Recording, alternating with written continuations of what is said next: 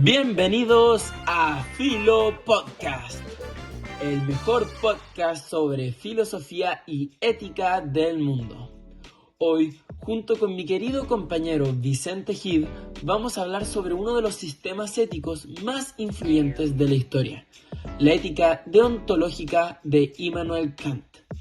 Para eso, estamos junto a dos expertos en la materia, Catarina Villegas y Vincenzo Alessio, quienes nos van a ayudar a entender las ideas principales de este filósofo. Gracias por la introducción, Felipe. Hoy, además de explicar la teoría, vamos a aplicarla a un caso concreto para ver cómo funciona realmente. La idea no es solamente definir conceptos, sino analizar si esta ética sirve o no para resolver dilemas morales complejos. Bueno, primero, a modo de introducción del tema, ¿qué diferencia a Kant de otros pensadores? De partida, Kant propone una visión muy distinta a otras éticas. Él no cree que lo importante sea buscar felicidad o consecuencias positivas, sino actuar correctamente por deber. Al final, lo considerado moral no es actuar buscando el beneficio propio, sino actuar según tus deberes morales, incluso si estos no contribuyen a tu felicidad. Y justamente ahí aparece el concepto central del capítulo que trabajaremos: la ética deontológica y procedimental. O sea, una ética que busca establecer cómo determinar racionalmente si una norma moral es válida.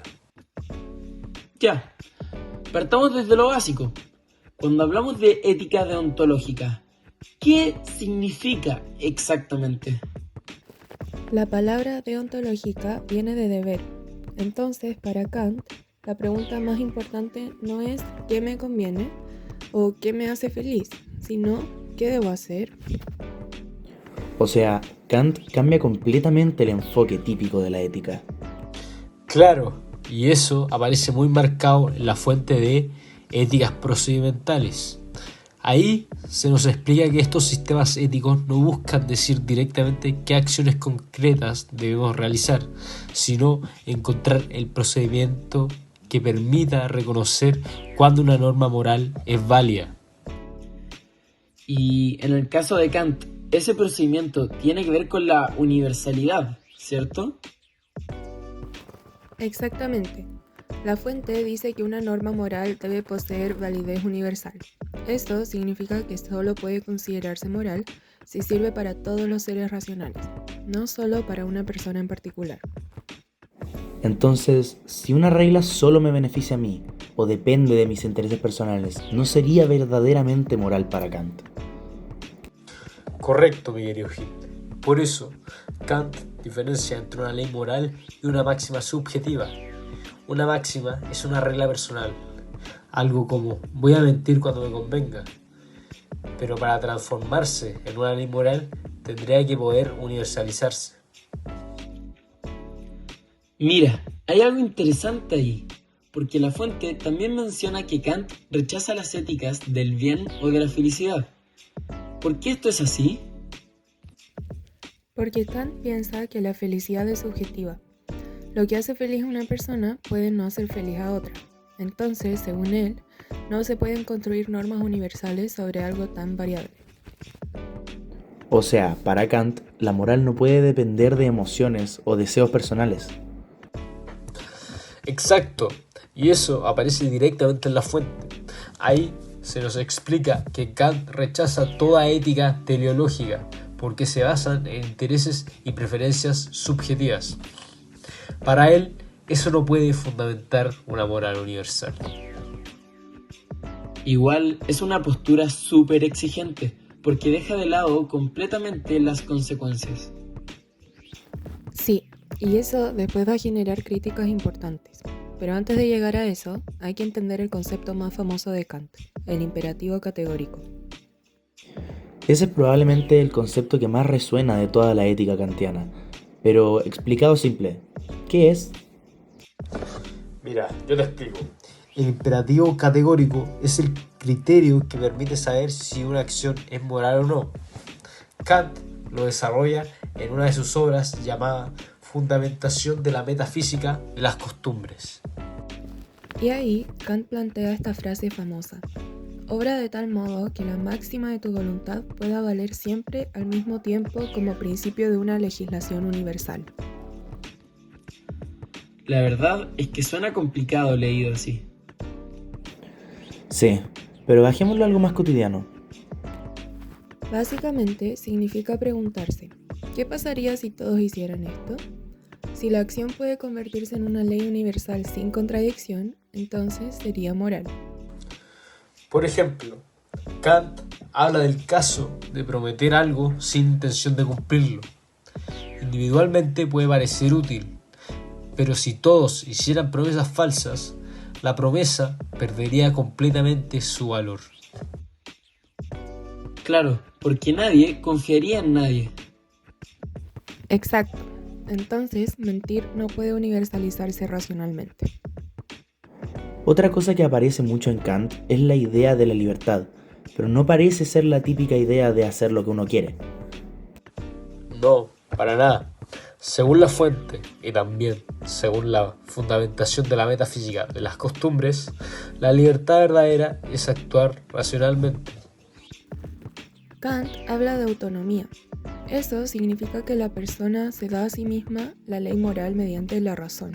No actúa por impulsos o deseos. O sea, ¿alguien que actúa solo por emociones sería menos libre desde la mirada kantiana? Claro, porque estaría dominado por inclinaciones personales y no por la razón. Y ahí aparece también la idea de buena voluntad.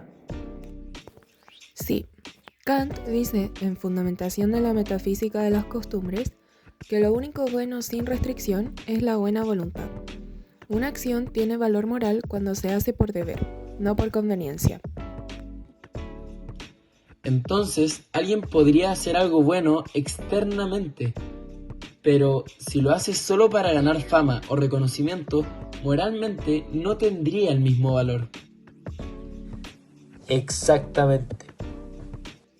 Ahora, llevando esto a un caso concreto, elegimos una escena de The Dark Knight, donde Batman debe decidir si matar o no al Joker, para detener los asesinatos y el caos que provoca. La pregunta sería, desde la ética kantiana, ¿Batman debería matarlo?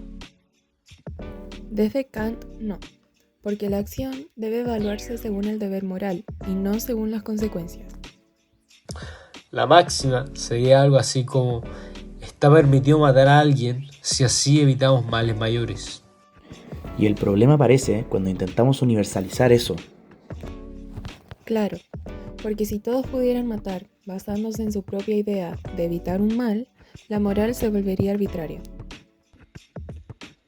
Cada uno decidiría quién merece vivir o morir. Y eso contradice completamente el principio kantiano de respeto universal hacia las personas. Entonces, aquí aparece el gran dilema: ¿seguir el deber moral o priorizar las consecuencias? Exacto, y Kant siempre prioriza el deber. Aunque eso pueda generar resultados negativos.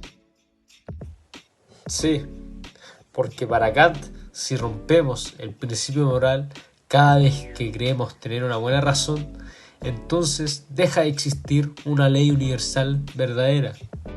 Igualmente, ahí se puede notar una posible debilidad de esta ética. Totalmente, porque en situaciones extremas puede parecer demasiado rígida.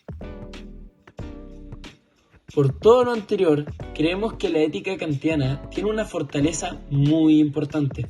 Obliga a pensar racionalmente y evita justificar cualquier acción solo porque produce beneficios.